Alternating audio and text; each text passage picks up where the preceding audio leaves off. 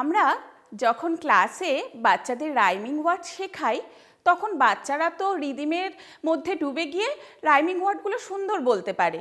অসুবিধাটা কখন হয় জানেন? যখন ওদের লিখতে দিই। এই যে সমস্যা, এটা সমাধান করার সময় আমি ক্লাসে কি করে থাকি সেটা আজকে আপনাদের একটু বলি। আমি বাচ্চাদের প্রথমে দলে ভাগ করে দিই এবং এক দলকে আমি কিছু লেটারের কার্ড দিয়ে দিই আর এক দলকে আমি কিছু পিকচার কার্ড দিয়ে দিই। এবার আমি একটি বাচ্চাকে ডাকলাম, ধরুন তার হাতে আছে ক্যাটের একটা ছবি, ওকে আমি দাঁড় করিয়ে দিলাম। এবার লেটার কার্ড যাদের কাছে আছে তাদের কাছ থেকে এ আর টি যার কাছে আছে তাকে ডাকলাম এবং তাদের দুজনকে বললাম তুমি ওর পাশে হাত ধরে দাঁড়িয়ে পড়ো। তো হাত ধরে ও দাঁড়িয়ে পড়লো। এবার আমি বললাম লেটার কার্ড যাদের যেই দলের কাছে আছে সেই দলের থেকে কে আসবে, কোন লেটার আসবে এখানে। তখন যার কাছে সি আছে সে দৌড়ে দৌড়ে চলে আসে আর ওদের দুজনের হাত ধরে দাঁড়িয়ে পড়ে আর সবাই ক্ল্যাপ করতে থাকে। ও তাহলে ঠিক করলো তো।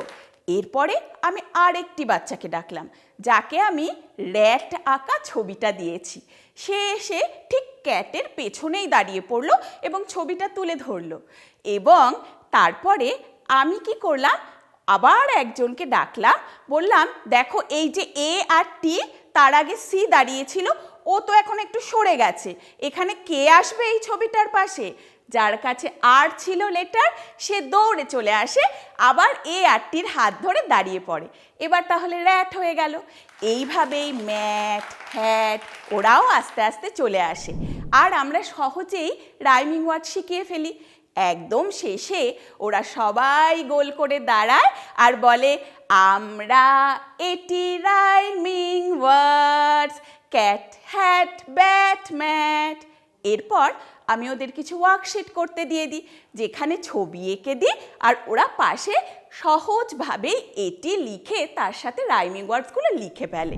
এইভাবেই আমি এই সমস্যার সমাধান করি। আপনারা কিভাবে করেন আমার সাথে একটু শেয়ার করবেন প্লিজ।